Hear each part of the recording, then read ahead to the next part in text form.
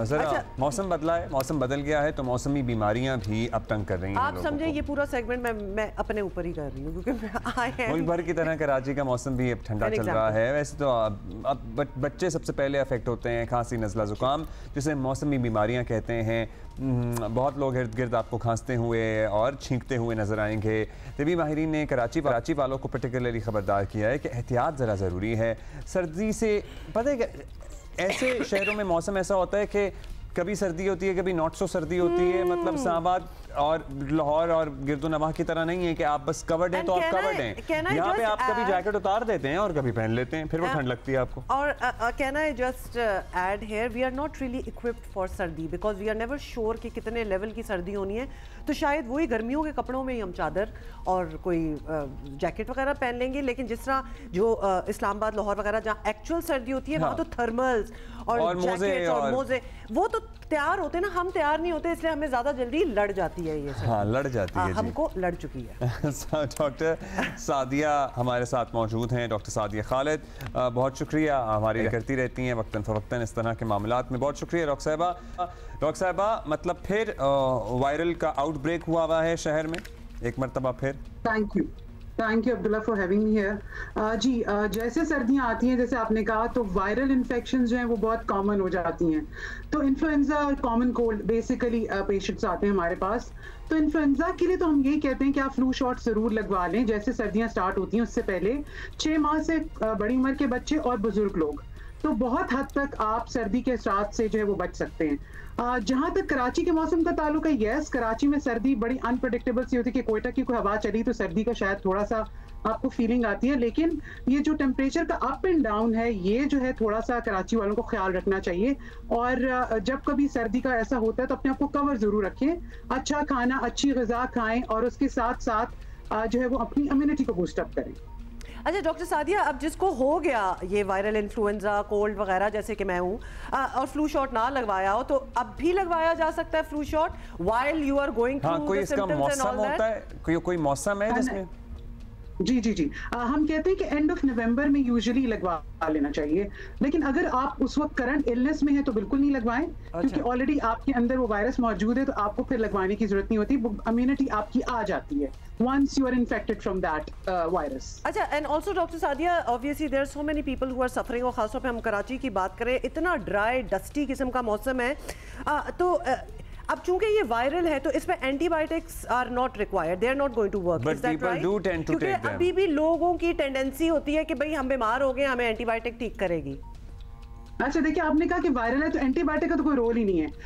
Antibiotics are meant for bacterial infections, तो bacteria तो है ही नहीं है, तो why you are taking an antibiotic? Just the anti allergy can serve the purpose.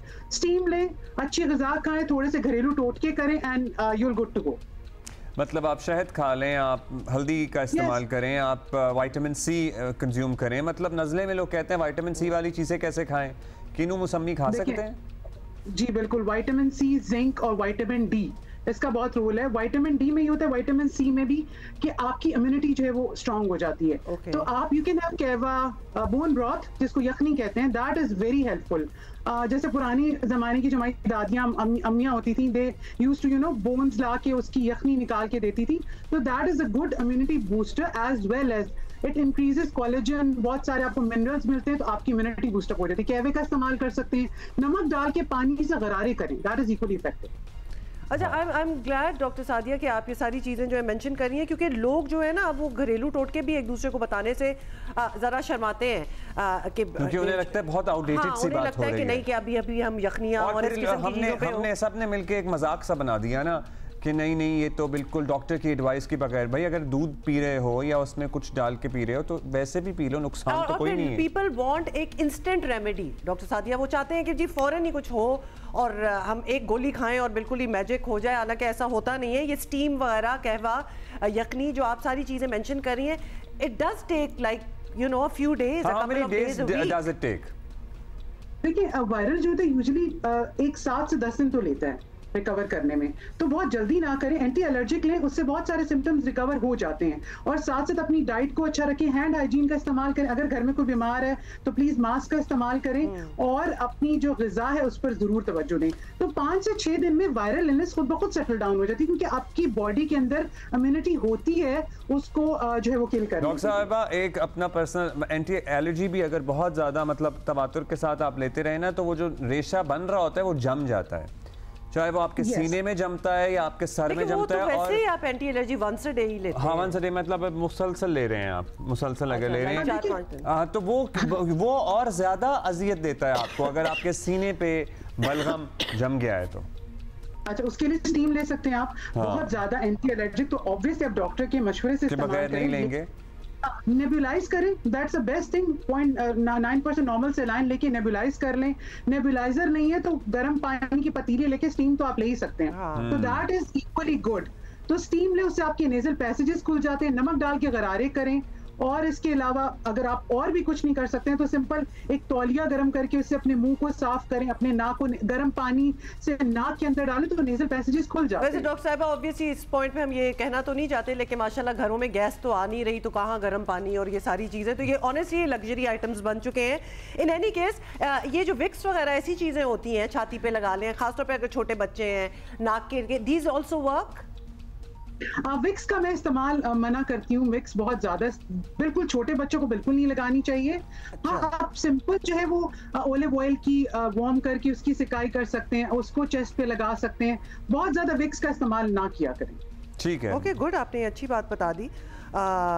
ये जो पर्टिकुलरली बच्चे ज़्यादा अफेक्ट होते हैं डॉक्टर साहिबा, और बाइक पे जो हमारे लोग ट्रैवल करते हैं, जाहिर है सबसे बुनियादी तो ये है कि अपने बच्चों को भी प्रोटेक्टेड रखें, गर्म कपड़े पहना के रखें, छाती कवर्ड रखें, छाती कवर्ड रखें। और अगर आप बाइक पे भी जा रहे हैं और जवान भी हैं और आपको लग रहा है कि नहीं जी मुझे तो सर्दी लगती नहीं है, फिर भी लग सकती है, ऐसा ही है। और जूते, मतलब ये आई कांट बिलीव हमें बताने की जी उसमें होता है कि अगर आप बाइक पर है तो मास्क पहन ले, हेलमेट पहन ले। छोटे बच्चे उनको मास्क पहना के, प्रॉपर टोपी पहना के कवर करके बाहर निकालें। और अगर मास्क पहना होता है तो बहुत सारी डस्ट आपकी नाक में नहीं जाती है, तो आपकी नाक कम से कम नाक और मुंह तो बच जाता है। थैंक यू, शुक्रिया आपका doctor Sadia, thank you for being with us. मतलब एक चीज़ें और आप देख रहे होंगे और कह रहे होंगे कि we know all these things but we need to remind, क्योंकि अभी भी हम सड़कों पे जब लोगों को देखते हैं, बाइक्स पे भी बैठे होते हैं और हमें नजर आ रहा होता है कि उस तरह कवर्ड नहीं है जिस तरह इस मौसम के लिए उनको होना चाहिए। A little honey with ginger juice, ginger का जो जूस होता है, अदरक का हल्का सा थोड़ा सा juice, a little honey, it really helps, it soothes the throat। Steam nebulise करें अपने आप को, पतीले को गर्म करके स्टीम लें, वो तौलिया रख के ना आप उसी के अंदर घुल जाए। हाँ, इतना ना ले लें कि मुंह आपका जरा स्टीम। वैसे स्टीम में ना बड़ी एहतियात करनी चाहिए। एक तो बच्चे जहाँ इर्द गिर्द होना, तो स्टीम वाली पतीली तो लेके बिल्कुल ना गुजरें या ना आए, कुर्सियों पे लेके ना बैठें। बस आप एक पर्टिकुलर अपना डेजिग्नेटेड कोना रखें जहाँ पे आपने भी वो फुल पतीला नहीं भरना पानी का, जिसमें बस थोड़ा सा आप सोफों पे लेके बैठे हो। जब इंसान बीमार होता है ना तो बेड पे ही दे दें जी स्टीम का पतीला ट्रे में रख के, नहीं थोड़ी सी हिलन जुलन करें। हाँ, मतलब ये सारा कुछ नहीं करें, मैं भी तो बैठी हुई हूं ना इधर आके, it can cause